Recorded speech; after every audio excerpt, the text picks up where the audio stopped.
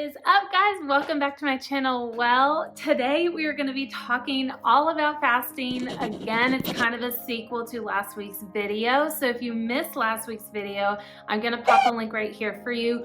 Go back and watch it because we talked a lot about really important things. Today we're going to be specifically talking about what I eat fasting, what I don't eat fasting, when I eat fasting. So it would be beneficial for you to go back, watch that video, and then come back here. But you know, if you've watched any of my other videos, there's something we have to do first to prepare our bodies to take in this information. One, to remember it better. Two, to raise our energy levels so we are in a state of soaking in information and not feeling tired, not feeling burnt out. And also, it's just fun. So let's go. We're gonna have a 10-second dance party and then we're gonna jump right into it.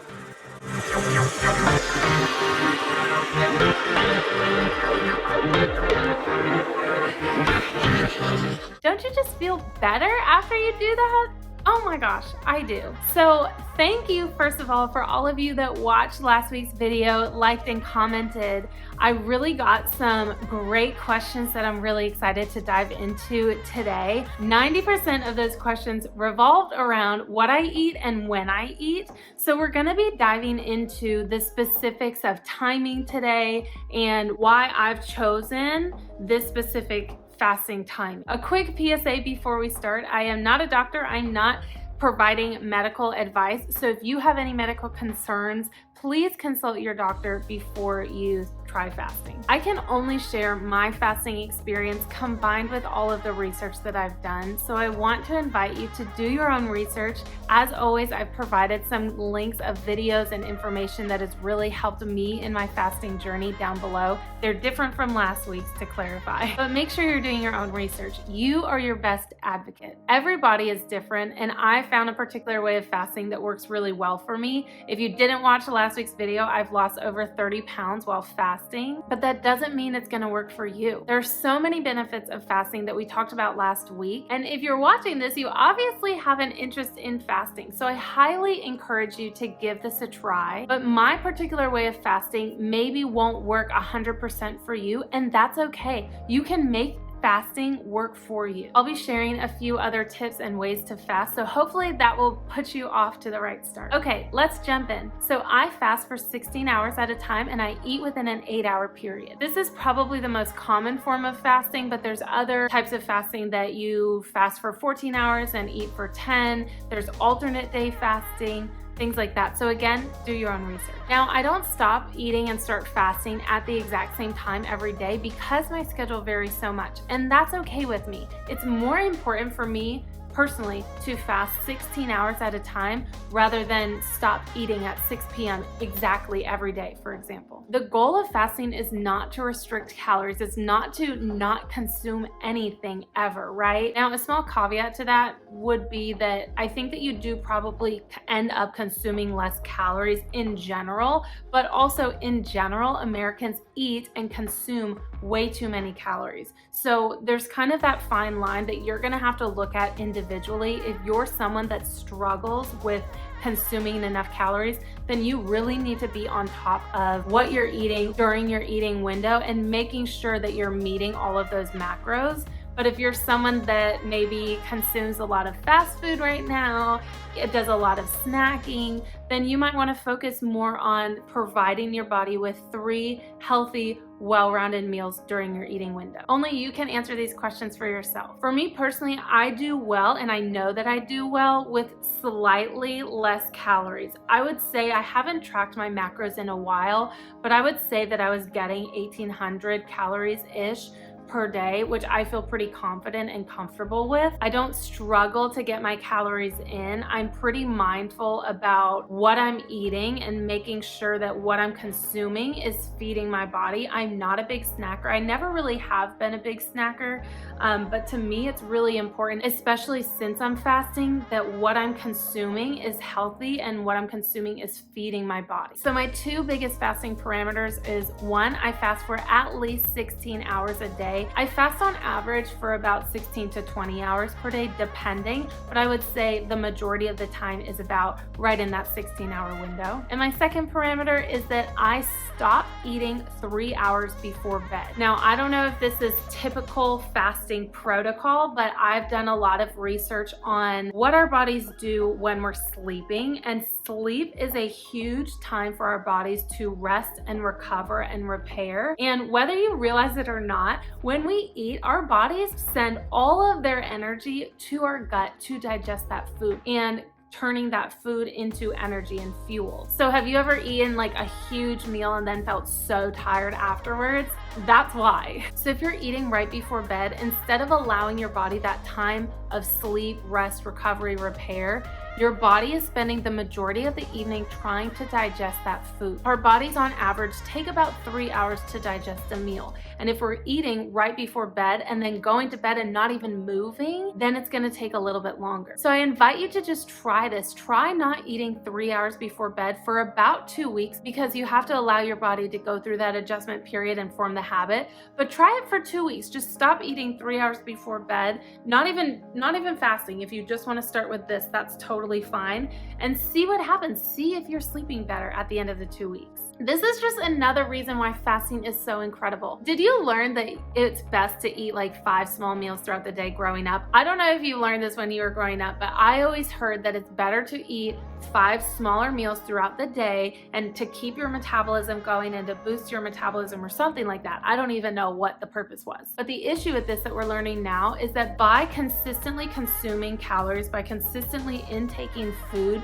you are consistently having your gut work, and you're not giving your gut any time to rest and repair. It's constantly working to digest the food, which can lead to burnout in the gut, as I call it. By not eating for longer periods of time, you're allowing your gut to restore and repair itself, which is really healthy for the gut microbiome. And then it allows our bodies to focus on other things besides digesting food, which gives us more energy. That's the first thing that I noticed when I started fasting, was increased energy and increased mental clarity. And that makes sense. So in general, I stop eating around 6 or 7 p.m. I typically go to bed between 9 and 10:30, so that's the 3-hour period. And then I eat 16 hours after that, which makes sense in my schedule because I end up waking up in the morning, working out in a fasted state, which if that is something that's interesting to you, I would love to do another video on the benefits of working out in a fasted state, because there are a lot of them, but I will refrain for right now. But after I work out, after I get home, take a shower, then typically it's been about 16 hours and I'm able to break my fast. If you have any additional questions about the timing of my fasting and why I do the 16-8 and why I stop eating when I do blah, blah, blah, please ask them down below and I'd love to answer them. A couple quick tips, and then I'm gonna answer a question on my social life and fasting. So tip number 1 is find what works for you. I 100% believe that fasting is a lifestyle and does not need to be this fad diet that you do for a month and then go back to normal life. There should be no negative feelings surrounding food. There should be no feelings of restriction. I love to eat. I love food. I'm such a foodie. I love to eat good, healthy food, and food is meant to be enjoyed, and that should be in the forefront of your mind while you're going through this journey. So try a 14-10, 16-8 alternate day fasting. Try fasting for 1 day and then eating normally for 2 days and then fast again. Find what works for you. Tip number 2 is please, please, please build yourself up. If you decide to try the 16-8 fasting pattern like I do, please work your way up to not eating for 16 hours. First of all, you're gonna have a much easier time. You're gonna be happier, and it's just gonna help your body adjust to that fasting period, especially if you're someone that likes to snack a lot at night before you go to bed, like you eat dinner and then eat a few snacks right before bed, or you like to wake up and eat breakfast right away. Start with just 1 hour difference for about 2 weeks and then build from there. Tip number 3 is pay very, very close attention to how you feel. I shared this last week, but if you missed it, the first thing that I noticed was increased energy and mental clarity. I didn't notice any weight loss in the beginning. I honestly can't remember when exactly I started to lose weight, but I know that it was at least a couple months. So stay consistent. Maybe journal, either an emotion journal or just journal throughout the day, like how you're feeling, how hungry you were throughout the day. There's a lot of benefits to journaling and writing things down that we've talked about on my channel before. So maybe consider that. Tip number 4 is to drink lots and lots of water. Especially in the beginning of starting a fasting journey, our bodies are really going through an adjustment period. They're detoxing, they're creating a new habit. There's a lot going on here. And the best thing that you can do is drink water, help flush out your system. It's also gonna help avoid headaches and curb hunger. Did you know that over 80% of Americans are dehydrated? The majority of people that I know admit to not drinking enough water throughout the day. Now, I have lots of tips and tricks to getting in enough water intake in your day, so if that's something that you struggle with that you'd like a video on, let me know below. What's negative that happens when we are dehydrated is that our bodies send hunger signals to our brains. So we think that we are hungry, but in reality, we really just need some extra water. So a really simple tip is to, 1, start your day with a big glass of water, a warm glass of water if you can, to get that digestive system all warmed up and ready to go. And number 2 is to drink a big glass of water if you're feeling really hungry. Big bonus tip here is to drink water with a little bit of Himalayan sea salt or electrolytes like LMNT, if you've ever heard of them. I will post the link down below. I'm not an affiliate of them, although I absolutely love LMNT and I would happily become an affiliate with them. But because I order from them, I have a discount code for you to get some free electrolytes as well. But you can have this electrolyte mix while you're fasting. It tastes really good. They have different flavors and it will help with your water consumption. So why salt? When we're fasting, our cortisol levels raise. This makes sense if you think about Neanderthal times when humans would go long periods of not having food, not by choice, but because they didn't find anything hunting, or there's periods of fasting and famine, right? So our cortisol levels, our fight or flight systems are elevated while we're fasting. And this is actually a good thing because it really helps with the fat burning process, but it's not a good thing when we're in an unfasted state, when we're in an eating period. So salt helps lower those cortisol levels. My recommendation is to have some electrolyte water or salt water about an hour before you break your fast, and that way you can lower your cortisol level. Another really great bonus tip is cinnamon. Have a little bit of cinnamon tea or cinnamon water. That's gonna help lower the blood sugar and also is beneficial in about an hour before you break your fast. So one more quick question that I want to address, because I think that it's really important to address, is, has fasting made social events difficult for you? And has your schedule affected family dinners or evenings with friends? So this, I can assume, is a really big concern for a lot of people, as it was for myself when I started fasting. Now, I'm gonna be completely honest with you, as I always am. When I first started fasting, I did struggle with watching other people eat when I could not eat. My sister has 2 kids and my family in general just seems to eat all the time. They're big snackers. So I struggled with watching them eat when I was in a fasting state. But honestly, I do not struggle with that anymore, and I think that there's a few reasons why. Number 1, my body has adjusted. This might sound weird, but I've heard other people who fast mention this as well, but you kind of become comfortable with being hungry. I don't know about you, but I used to struggle big time with hunger. I would feel so hungry and then I would get irritable and upset and frustrated, and I don't struggle with that anymore at all. I do still occasionally feel hungry while I'm fasting, but then there's other time periods where I don't feel hungry at all. And even when I do feel hungry, it's much more muted and way more manageable. Second thing is that I shared my fasting journey with my friends and family, and our friends and family, guys, they want us to succeed. They love us. They want to support us. And what I noticed with my friends and family is they had no issue with eating dinner a little bit earlier or eating breakfast without me. There's times where I sit at the breakfast table with my family and drink my coffee and they eat, and we still have a great time. Third thing that's really important to mention, and please hear me on this, I am a huge supporter of giving yourself grace.